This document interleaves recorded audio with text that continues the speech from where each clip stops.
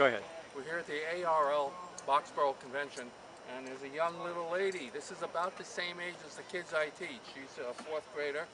She's 9 years old, and we're here at the Boxboro convention, and we're going to take a look around and see what some of the hams have to bring here today.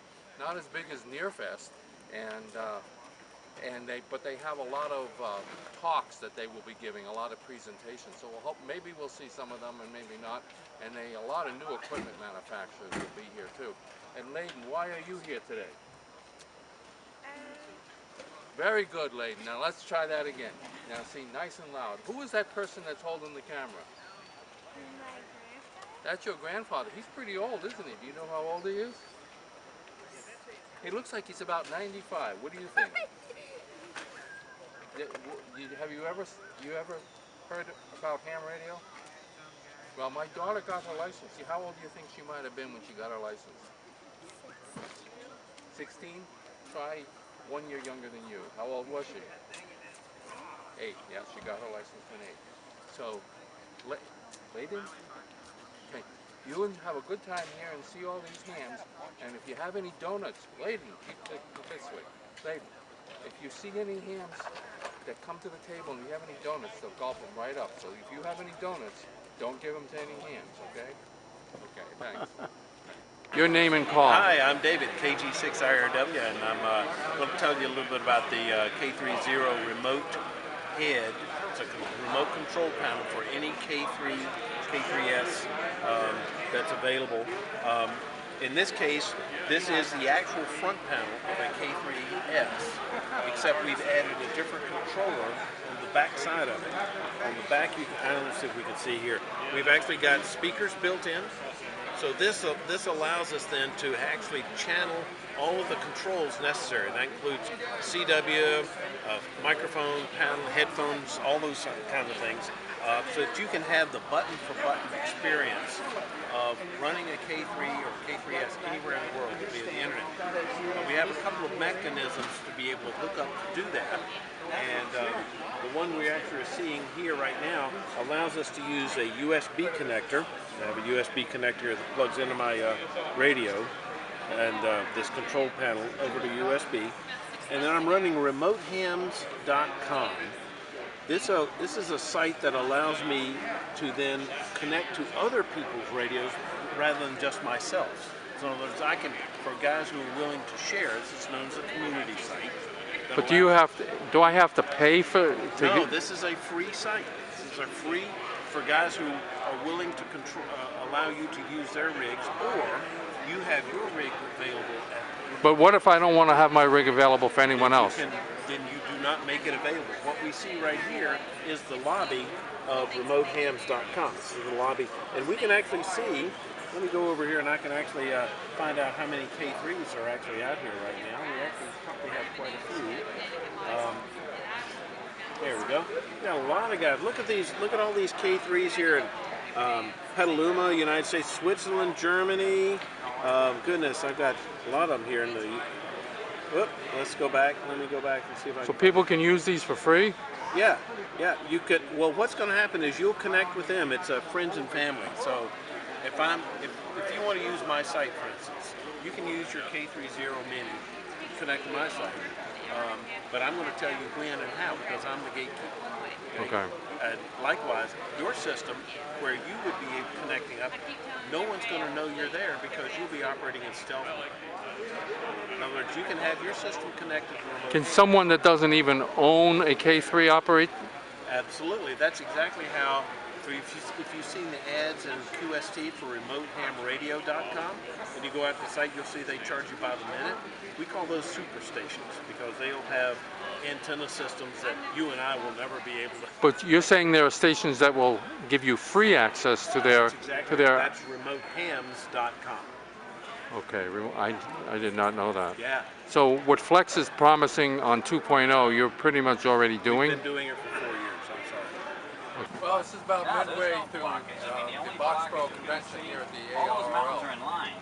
And that guy, the guy that you hear in the background talking, he's trying to see how much longer he can talk to interfere with what I'm saying. And a couple of things I saw today is people are buying rigs for a backup. What do you need a backup for? It's ham radio. It's not like you have a kid here, like, and you need some backup. Yeah, I never had any complaints. Keep the kid alive. Okay, kid, you can go away now. It's not like you need a backup for something like that. Why do hams need a backup? Like, someone's got to explain that to me. Because it's not critical. It's not like having a generator, your refrigerator goes out, maybe your computer goes out. I had some Computers ham are stuff pretty on there essential. once. So why do you need a backup? Another thing I saw was some guy was saying he made 200 Qs. I said, Qs? And he said, QSO. I said, what did you do with all the time you saved not using the letter O? Well, let me know. Instead of Maybe saying we can work Qs, something. because All remember right. Q has an S on I'll give you it. a call. So he didn't say QSO. So I'm a little curious Yeah, about well, I that. sent them the information. Some of the videos I've already recorded, you're going to see some interesting comments. One is from a Russian Yeah, just let me who know. I gotta run some has maps. some comments about North Okay. Korea. And you will see some others. I wish I could remember what they were about. Oh, I interviewed a couple of kids. Not besides this little kid here. All right, go away, kid. I interviewed a couple of other kids, and they were both licensed. And one of them talked to me about my videos, and he said, I told him that I get complaints on some of the videos, and he said, Your hair a pops word I showing. can't use. And he didn't say it on the video. He said a word I couldn't use about those that complain. So I hope you enjoyed the video, and maybe I'll see you at the end of the day. Come back, kid. Okay. So this little kid, what's your name, kid? Layden. That's Layden, and she's working here with K1 CCS. So I hope she gets plenty of money. I think she's getting how much? $40 or 10%, right? Okay. And you don't even know what 10% is, do you? Okay, go away, Layden. All right. So we'll see you a little bit later. Name is Matthew Shea, call is AA1CT, And how old are you now? 16. And when did you get licensed? I was licensed now about just over a year and a half ago, March of 2015. And what was your first license that you got? First license, my call? No, your first class. First class, technician. Okay, and then how long did it take you to get to amateur extra? That was 6 months. How did you do it so quickly? I guess it was just digging into it. They did it for Just me. putting a lot of effort Yeah, a lot of yeah. effort into it. Yep. What did you use for study guide? Used a lot of online study guides, flashcards. Also used the ARRL books. So it's kind of a mix of everything that's available. And what do you use for equipment now?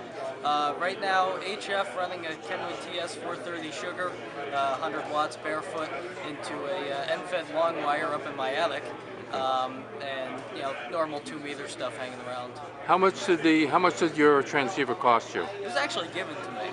It was given to you? Yeah, it was. Yep. By a relative or? My Elmer, as a matter of fact, gave it to me. Okay. If you had to buy it, how much do you think it would have cost?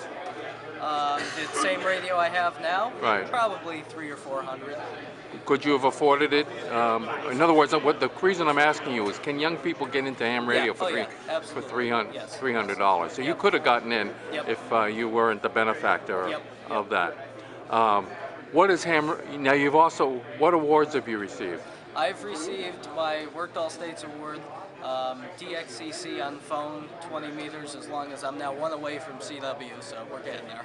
Okay, I will tell you that it took me 55 years to get the Worked All States, and not quite as long, probably closer to 35 years to get DXCC. So you're a little bit ahead of me. But I will add on the other side, you got licensed at 16. My daughter got licensed when she was 8. Wow. And they did mention here that they were looking for an easier test. Yep. How much of an easier test can you get when an 8-year-old can pass it? Yeah, I agree with you. I agree with you there. So you're happy with the exams we have now? Yes, I was very happy with it, Yeah, because you had to put in some effort. Yep. And it paid off for you. Are you aware that they have scholarships when you get to college? Yep. Because my daughter got one of those scholarships too. I think it was from this organization that sponsors this. And I see you participated in the national parks on the air. Yep. I've both activated. I chase every once in a while, but What's your code speed? Let me put it to you this way. After operating for about an hour or two, I can get up around 10 words a minute or so. Okay, well, But at least I got you beat on that. Yeah, well, in the contest, that's different. That's a little bit easier because it's all, basic code. But Okay. All right, you have a friend. I have a friend who gets on 75 meters and talks, who shall remain nameless because he's here. But he has an amplifier that he uses, then an amplifier to back up that amplifier, and an amplifier to back up that amplifier. Just because if that amplifier breaks, the backup, he needs a backup to that backup to the backup. So the question I have for you is, does he have a life outside of ham radio? Oh, of course not, because he's maintaining his backups all day. And does he ever know that there's something called sports where he can actually get exercise? Athletics? Out the sunlight? No, that doesn't exist. What is your call? Marty, KC1CWF. And how long have you been licensed? Oh, going on 2 years in the fall. How old are you? 14. 14. You say you get your license 14. What class license do you have? General. And what bands do you operate? DC to daylight, typically the low bands made 160, 80, 40, 20. And your friend here, who I just interviewed, said that you were a pain. Why would that be? Because he's not a very nice person to me. He's a lovely individual. He's an amazing person. He's a great ham. He should be an inspiration to hams worldwide. He's my good friend. You know what? I want to bring him in. Okay. I actually like him. Okay, your name and call? Bob, NY1H. And I see you're selling a Valiant here. Tell me a little bit. It looks like it just came out of the factory. Oh, we have aircraft coming by. Aircraft. It looks like it just came. It looks like it just came out of the factory. Why is it in such good condition? I bought it from a Silent Keys family in Hamfest quite a few years back, and it didn't work when we got it, and it required a few tubes and a lot of capacitors and resistors, but we got it working, and it works really well. It's VFO is quite stable in it, and there are a few crystals in it. Well, there's 2 crystals in it. Okay. And it works really well. A lot of KA5, KA5WHO helped me work on it, but Timtron, a lot of his modifications have been done to the modulation system, and it really does sound good. When was the last time it was on the air? 2 weeks ago when my tower came down. Why did your tower come down? Because we're moving, and it didn't come down because of weather. No, it intentionally came down. And Okay. it's packed away in storage at the moment. And you're asking $700 of the best offer, and it looks like it really looks like it just came out of the factory. Have you had any offers on it so far? Not so far today. How about you had it on QRZ? Any offers on QRZ? Just yourself and one other gentleman in Minnesota who had showed interest in it. And but he wanted it. He wanted it shipped, and I prefer not to ship it if I can help it. Yeah, I want somebody to get a working radio. I can see that.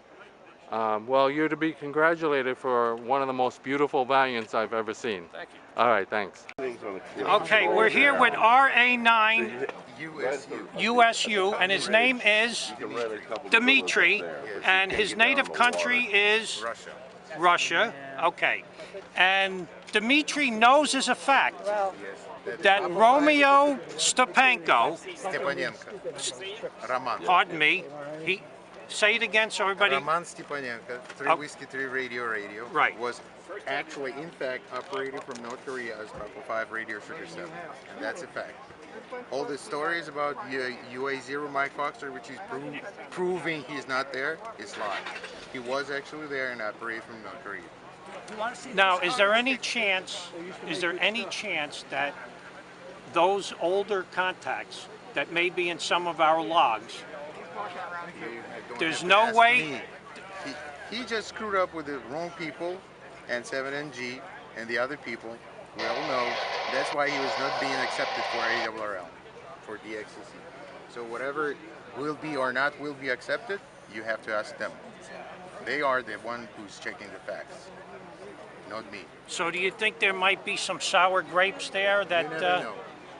We have to wait for Romeo, and then we'll see. Yeah, but Romeo's been in jail for 12 years in Brooklyn, New York. No, he's not. Where is he now? He's not in Brooklyn, New York anymore. He's in a different location. Oh, but he's still in jail. And we're still in touch. Well, anyway, Dimitri, thank you very much. And let's just hope sometime in my lifetime that we can get the, what was it, P5? Papa 5, Romeo Sugar 7. Okay, thank you, Dimitri. And who are you? I'm Lou, W1QJ, and the only last one I need for #1 honor roll is Papa 5. Oh, okay. But I did work it way back when So- he says that Romeo was there and operating, in fact, from North Korea. So how many countries have you worked? Every one of them but Papa 5. Okay, thank you. My name's Molly. And what is your call? I'm KC1FTO. Okay, I'm gonna guess your age is 12? Very close, I'm 11. Okay, you're 11, so you're in 5th grade? 6. 6th grade, okay. You're doing, how long have you been licensed? I got my license in May, and I'm actually going in for my general in a couple months. Okay, and do you get on the air, have you gotten on the air yet? I've gone on definitely a couple times, but it's only recently that I've gone over my mic fright. Okay, so what band have you gone on? 6 meter and mostly single sideband. On 6 meters? Yep, 6 meters and mostly single sideband. What's the furthest you've talked to? And 20 meters. Oh yeah, and also like 20 meters. Well, 20 meters I you think- can't go, what? Well, I'm the control operator, so she... Okay, no, I only want to know what she does. What do you do with your license?